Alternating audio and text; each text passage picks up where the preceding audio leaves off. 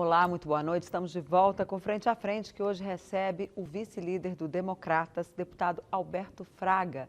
Ele é aqui do Distrito Federal, foi eleito aqui pelo DF. Deputado, no primeiro bloco falamos muito de violência. Eu queria entrar agora na questão política. O seu partido, pelo jeito, não quer seguir com Jair Bolsonaro, já informou que não quer. O senhor perdeu a eleição para líder do Democratas. O senhor vai deixar o partido? Olha, a forma como foi feita a disputa da liderança foi uma forma muito covarde e cruel. Eu não posso aceitar os métodos que foram utilizados. Por exemplo? Por exemplo, ministro do partido interferindo, oferecendo liberação de emendas para que o deputado votasse num deputado que veio de São Paulo, que há 7 anos é secretário de habitação do Alckmin, né? E chegou de última hora e sentou na janela. Eu acho que isso foi um desrespeito, não para só comigo, não, para com outros nomes que poderiam disputar a liderança. Eu pedi que esses líderes não interferissem na disputa. Agora, se tornou uma disputa desigual, porque você tem um prefeito de Salvador, um governador de um estado como de São Paulo, um ministro da Educação e o presidente da Câmara contra a minha candidatura. Ou seja, então, e mesmo assim, eu ainda fiz 12 votos. O senhor foi abandonado pelo Rodrigo Maia? Isso é uma pergunta, inclusive, de Ana Maria Campos. Obrigada pela sua participação, Ana Maria, que é minha colega lá do Correio Brasiliense. E que eu gosto muito dela. Ana Maria, faz a coluna Eixo Capital. A pior coisa do mundo é a dor da traição. Vocês não fazem ideia, eu jamais esperaria que o Rodrigo Maia fosse fazer isso. Jamais. Ele me prometeu não interferir, disse, e como realmente no Rio de Janeiro ele não interferiu. Com os deputados do Rio de Janeiro ele não interferiu. Só que os que vieram do PSB, que foram trazidos pela mão dele e pela mão do ministro da Educação, interferiram sim. E foi o que mudou o resultado. Mas como é que o senhor lê? Porque toda ação política, ela não é isolada, né? Ela não é feita só de um lado. Muito simples. Parece que foi mesmo simples. O senhor, na minha opinião, seria o líder pelos votos que a gente via lá. O senhor tinha os votos para ser o líder. Sim, eu também tinha essa certeza. E eu perdi de última hora, de traição. Sim, mas a leitura nacional disso? Qual é a leitura nacional, eu vou dizer o porquê. Eu me recordo Garcia. que eu, quando tive uma conversa com o Rodrigo, que eu fui pedir apoio a ele, ele disse, poxa, Fraga, eu não posso te apoiar porque você apoia o Bolsonaro. E eu disse para ele, você é candidato? O partido tem candidato? Se o partido tiver candidato, é diferente. E ele falou o quê? Falou que não sabia.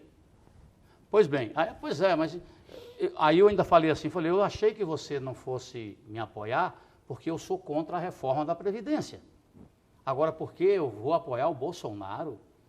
A minha amizade com o Bolsonaro é de 1982, nós fizemos educação física juntos, na ESEFEX, na Escola do Exército. Eu era tenente da PM e ele tenente do Exército. É daí que eu conheço o Bolsonaro. E é por isso que eu posso emitir algumas opiniões sobre ele. E não é esse cara que estão pintando aí, não. Estão pintando porque tem medo, porque sabe que ele vai dar trabalho. Antes todo mundo dizia, não vai a lugar nenhum, não passa de 5%. Hoje, ele já está no segundo turno. Então, eu até entenderia que se fosse por essa razão. Por que é que eu fui derrotado na disputa da liderança? Primeiro, eu não sou pau-mandado de ninguém. O Democratas ia ser tratado como um protagonista e não como coadjuvante, como vai ser agora, né? Porque, pelo que eu sei, isso aí a gente vê que tem dedo direcionado para trazer o Democratas para mais uma vez ficar sob a tutela do PSDB. Apoiar Geraldo Alckmin. É evidente. Então, pelo que eu estou entendendo, o senhor vai sair do partido. É bem provável. Eu não faço mais questão nenhuma. Eu soube que o senhor andou conversando com o Tadeu Filipelli aqui em Brasília. Andei conversando, não com o Tadeu Filipelli. Denise, você conhece bem aquela casa. Vocês dois conhecem bem aquela casa. Eu recebo convites de quase todos os partidos, que não seja do PT ou do PSOL, mas todos os partidos talvez pelo meu trabalho, pela minha postura parlamentar, pela minha atuação parlamentar. Eu sempre fiquei no Democratas porque acredito nas ideias do Democratas. Pois é, e porque o Democratas nunca foi um partido cartorial. Se o senhor sair do... Está começando a ser. Se o senhor sair do Democratas hoje, a sua carreira política vai sofrer consequências, inclusive a sua candidatura, que é o governo do Distrito Federal, pode ficar ameaçada. Pois é, mas eu prefiro ser derrotado nas urnas do que ser derrotado na traição pelos colegas. Eu prefiro que o povo diga, você não pode ser governador, porque partido para me ser candidato a governador, se eu não for pelo Democratas, se eles me deram essa apunhalada nas costas. Eles que eu digo, os nomes que eu citei, porque graças a Deus... São os grandes líderes do partido, não? Os grandes líderes do partido que querem conduzir o partido ignorando a conduta de cada deputado. Não pode ser assim. Deputado, eu sempre digo que os partidos políticos estão fechando as portas e fechando oportunidades para os novos. Aqueles líderes de internet, os novos que prometem entrar na campanha, não conseguirão ir para uma sigla boa e não conseguirão, inclusive, dinheiro, financiamento de campanha, porque isso fica concentrado nas mãos do presidente do partido, que é o dono do partido. O senhor está confirmando que os partidos têm essa veia cartorial mesmo, né? Eu estou confirmando e veja bem, se fizeram isso na disputa de uma liderança, por que não podem fazer numa disputa para governo? Porque do partido, eu acho que hoje o Democratas no Brasil tem chance de eleger hoje 4 governadores. Inclusive, eu sou um deles, com grande chance. E quando eu pedi a liderança do partido, é que eu acho que essa visibilidade me ajudaria. Mas o partido não entendeu dessa forma.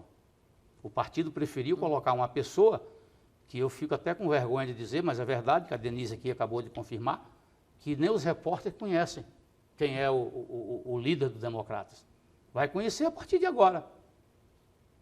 É porque ele foi secretário em São Paulo. Foi secretário, quero aqui dizer que é um bom quadro, é um bom deputado. Não estou desqualificando de hipótese alguma. Eu estou dizendo que ele é um bom quadro.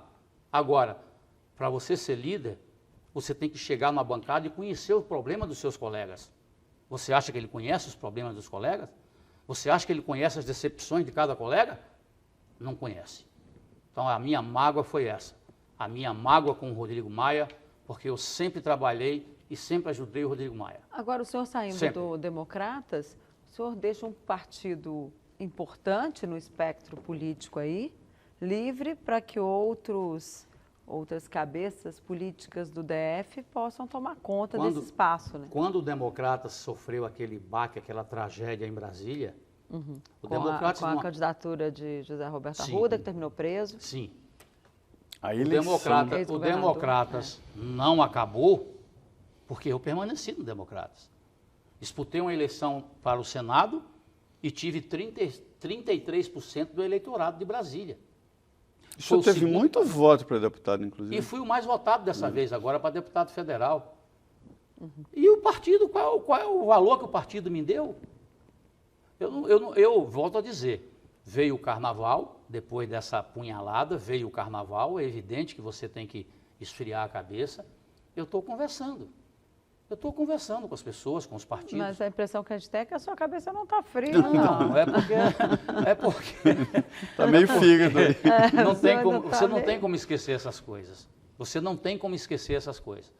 Eu, no dia lá, eu me emocionei e disse o seguinte, olha, eu estou emocionado porque a disputa dessa liderança é muito importante para mim. É muito importante para mim. Eu fui um dos caras que mais trabalhei a favor do impeachment. Você sabe disso. Verdade. Na época da reforma trabalhista, eu estava lá. Nas 2 denúncias contra o Temer, eu estava lá. Aí vem alguém e chega e senta na janela. Não obedece à fila, né?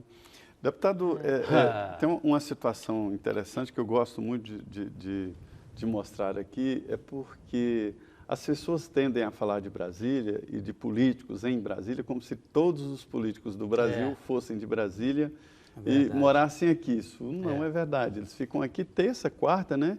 E quinta-feira, meio-dia, já vão embora.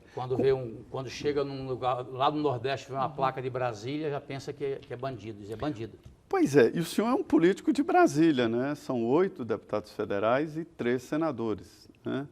Como é que o senhor convive com esse assunto nacional e do Distrito Federal? A explicação que eu dou é exatamente a que você falou. Eu lembro que uma vez eu estava no mercado, em Aracaju, e o cara veio falar uma bobagem, eu falei bem assim, ô, Zé Disseu não nasceu em Brasília, não. Aí comecei a citar os nomes. Maluf não é de Brasília. Maluf não é de Brasília, não. Fulano de tal não é de Brasília. Eduardo Cunha é do Rio de Janeiro. Então, calma lá, você não pode fazer isso com a população de Brasília. E Brasília já tem uma geração. Já tem uma geração, né? Então, tem que se respeitar mais o povo de Brasília. O político que rouba, o político corrupto, esse tem que ser execrado mesmo. Agora, a generalização, ela é muito perigosa e é muito, vamos dizer assim, injusta, né? Eu acho que tem Brasília é hoje a terceira cidade do país, né? Tem ali perto de 4 milhões de habitantes, se contar o entorno, né? Então, é uma cidade muito grande, muito importante. Eu queria entrar um pouquinho nessa questão do Ministério da Segurança Pública. O senhor acha que é possível, vem boa hora, vai ter orçamento para isso? Um ministério resolve o problema da segurança no Brasil? Não é que resolve, é que hoje você tem a segurança pública, o sistema, é como uma torre de Babel. Não se conversam. A Polícia Federal não compartilha as suas informações com a Polícia Civil. A Polícia Civil não compartilha com a Polícia Militar, que é quem está na ponta da linha.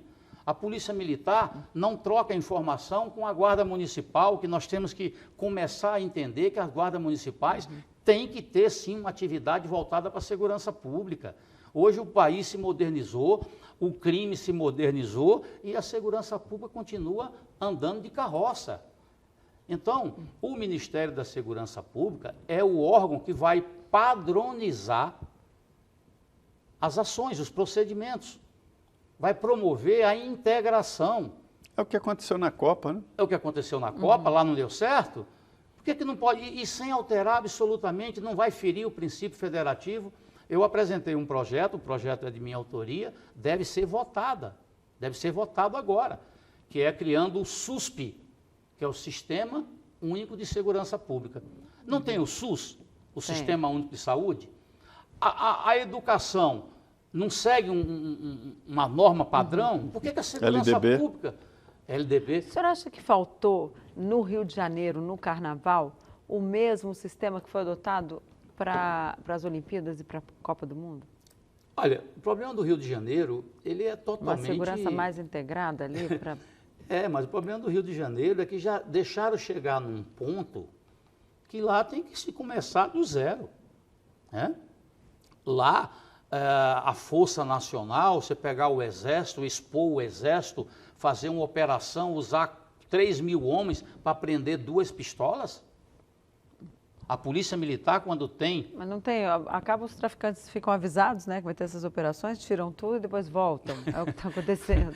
Então, por isso que estou te falando, o Rio de Janeiro virou uma coisa que eu tenho pena, que é uma cidade tão maravilhosa, uma cidade linda daquela, mas lamentavelmente a coisa lá, você vê que o Torquato, o ministro Torquato deu uma declaração, né, que foi muito combatido, mas eu conheço de que o sistema criminoso estaria nomeando o secretário de Segurança Pública, né? Os comandantes de quartéis participavam do processo. Enfim. E é fácil de entender isso aí, eu acho que ele tem razão. O ministro Torquato é uma pessoa de muita, assim, muita, como é que eu digo, Denise, é um cara muito equilibrado. Né? E conhecedor. Então ele não daria uma declaração daquela se ele não tivesse... Raul Jungmann disse isso aqui. Se ele não tivesse alguma coisa assim... O ministro da Defesa, Raul Jungmann. Se ele não tivesse certeza do que ele estava falando, né?